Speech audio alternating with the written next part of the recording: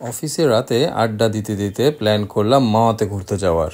আজ বৃহস্পতিবার, তাই আজ রাত 11টার পর সবাই বাইক নিয়ে বের হব। তাই আমি, সোহাগ, মামুন ভাই, রাব্বি ভাই, রাহাত ভাই সবাই বাইক নিয়ে বের হলাম। আমাদের মিট আপ পয়েন্ট ছিল টিএসসিতে।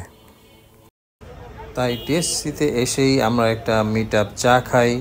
মামুন ভাইয়ের আসার সম্ভাবনাটি একটু কম ছিল, তাই সবাই মিলে তাকে একটু টিজ করলাম। তারপর একটা বাচ্চা মেয়ে এসে আমাকে ফুল নেওয়ার জন্য অনুরোধ করলো, তার থেকে একটা ফুল নিলাম। এরপর পৌঁছালাম মাওয়া ঘাটে ইলিশ দিয়ে ডিনার করার জন্য। রাত তখন বেজে গেল প্রায় 2টা। মামুন ভাই ভালো দামাদামি করতে পারে, তাই উনি মাছের ওজন এবং দরদাম করছেন।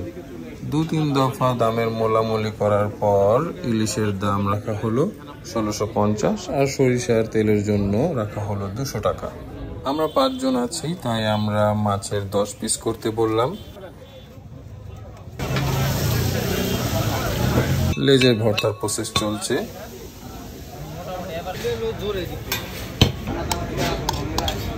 আমি ভালো একটা বসার জায়গা ঠিক করলাম।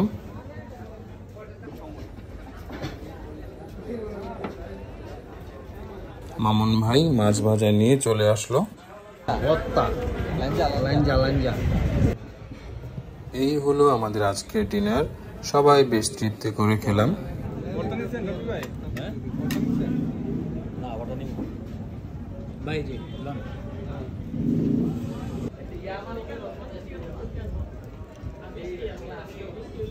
তারপর বাইরে বের হলাম একটু বাতাসের জন্য, কিন্তু কোথাও কোনো বাতাস নেই, শুধু আছে গরম।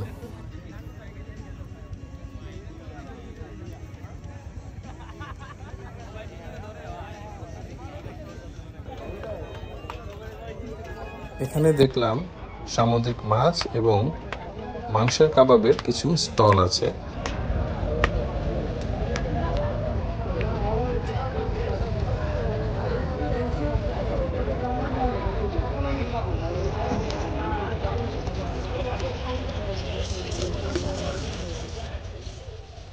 কিন্তু গরম তো পিছু ছাড়ছে না, তাই আমরা ঠিক করলাম আমরা বাইক নিয়ে আর একটু ভিতরে যাব। ভিতরে গ্রামের দিকে হয়তো একটু বাতাস পাওয়া যাবে, সেখানে আমরা একটু সময় কাটাবো।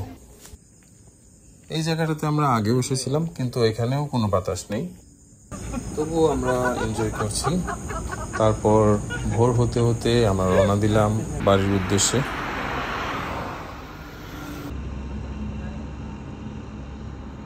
So do subscribe and share your friends and colleagues.